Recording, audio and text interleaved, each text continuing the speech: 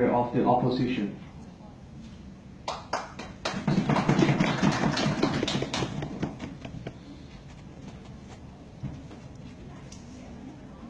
Good afternoon, ladies and gentlemen.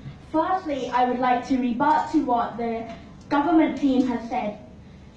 They said that by human instinct, they said that it would promote more nationalism and saying that we would promote nationalism. But by our definition of human instinct, we mean that when there is too much nationalism, it provokes and stimulates the human instinct to become obnoxious and become selfish and think that they are the best. We are the best. My nation is top.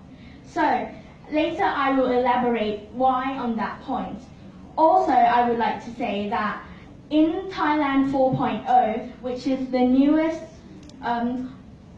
idea to promote development in the country, Thailand 4.0 did not promote nationalism. Does that mean that it shows that there is already enough nationalism in our country?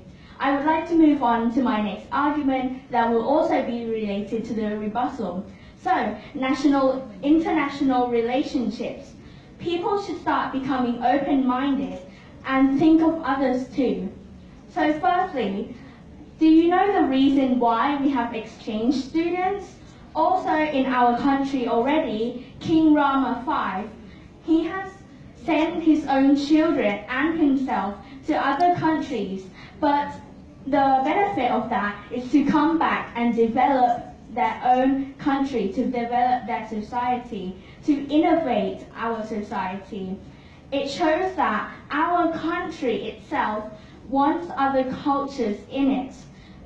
It wants also not the nationalism of our own country, but also of others, to know what others are doing, to know their cultures, and to be able to integrate into society, to be united but still be unique. So, suppose that a country is one person. Humans are social animals. We cannot live alone. That is why we have international organizations. Everyone knows that they cannot live by themselves with only nationalism. That is why we have ASEAN, the EU, the UN to collaborate with each other, but not only to promote nationalism. People are dependent on each other. That's why they create these collaborations. So, what if people have too much nationalism? I think that they will only use their own culture. They will have too much of their own culture and not listen to other people in other countries. They will become their own countries and they will only use their own commodities.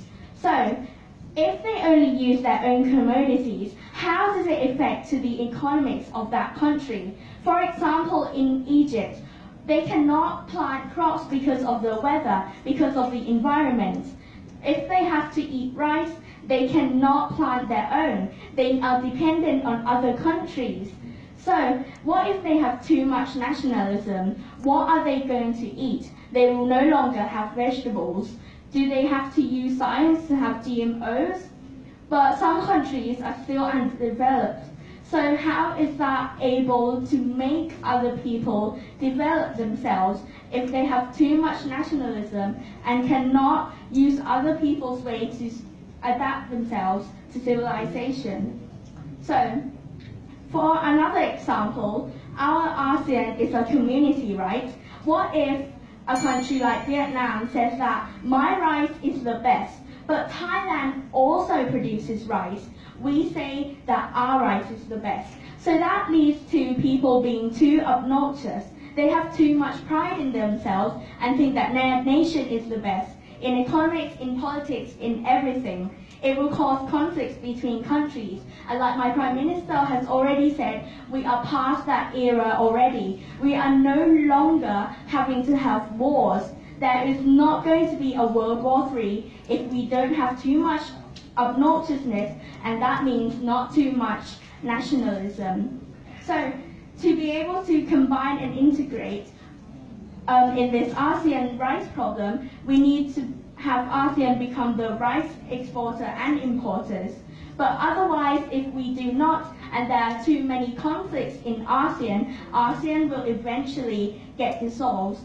And I would like to conclude my rebuttal again about the human instincts that they said that they rebutted to us.